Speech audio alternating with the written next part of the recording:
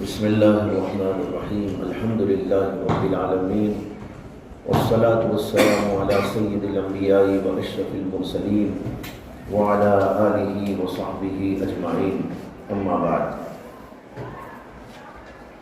بزرگان محترم،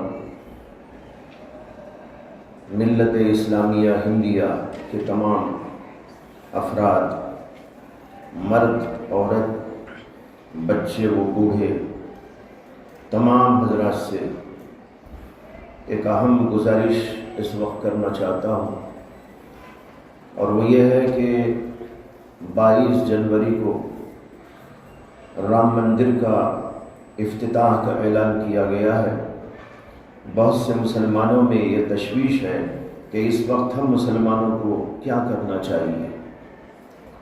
میرا پیغام اس سلسلے میں یہ ہے کہ ہم تمام کے تمام ملت کے افراد اس بات کا تہیہ کر لیں کہ اس دن ہم میں سے کوئی بھی بے نمازی نہیں رہے گا۔ تمام کے تمام افراد، مرد حضرات، مسجدوں کو آباد کریں۔ فجر ہو، ظہر ہو، عصر ہو، مغرب ہو، عشاء ہو، تمام نمازوں میں ایسا منظر لوگوں کو دیکھنے کو ملے جیسے کہ عید کا منظر ہو یا کم از کم جمعہ کا منظر ہو۔ ہر نماز انتہائی کثرت کے ساتھ لوگ اس کے اندر شرکت کریں اور اللہ سے دعائیں مانگیں، اللہ تعالیٰ سے تعلق پیدا کریں، اللہ کی وحدانیت کا نمازوں کے ذریعے سے اعلان کریں۔ اس کا پورا اہتمام تمام جگہوں پر کرنے کی کوشش ہو۔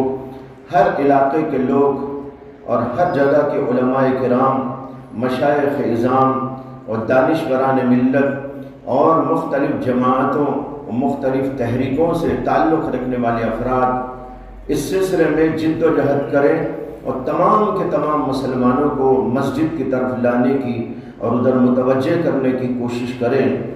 یہ ہماری طرف سے ایک ایسا اقدام ہوگا کہ ایک طرف کفر و شرک کی طاقتیں جمع ہوں گی اور کفر و شرک کرنے کے لیے آمادہ ہوں گی، تو دوسری طرف مسلمانان ہند سب کے سب اللہ کی طرف متوجہ ہوں گے اور نمازوں کا اہتمام کریں گے اور اللہ کو راضی کرنے کی فکر کریں گے اور توحید کا درس دیں گے۔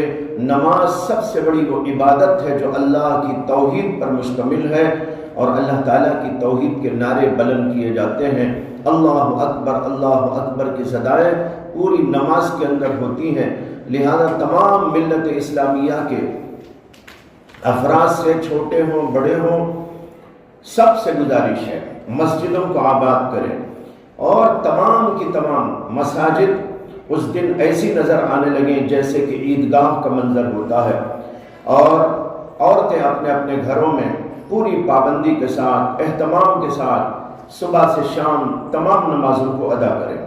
ویسے نماز تو ایسی چیز ہے کہ ہر مسلمان کو ہر وقت ہی اس کی پابندی کرنا ہے اور مسلمانوں کو ہر وقت ہی یہ منظر پیش کرتے رہنا ہے، لیکن کم از کم اس دن عہد کر لے کہ ہم میں سے کوئی بھی شخص بے نمازی نہیں رہے گا، نہ کوئی مرد نہ کوئی عورت، اور سب کے سب اس بات کا اہتمام کریں گے اور مسجدوں کو آباد کرنے کی کوشش کریں گے۔ ایک پیغام ہے میں پوری امت مسلمہ کو، ہندیہ کو دینا چاہتا ہوں۔ اللہ تبارک و تعالی ہم سب کے حق میں بہتر فیصلے فرمائے۔ وآخر دعوانا ان الحمد للہ رب العالمین۔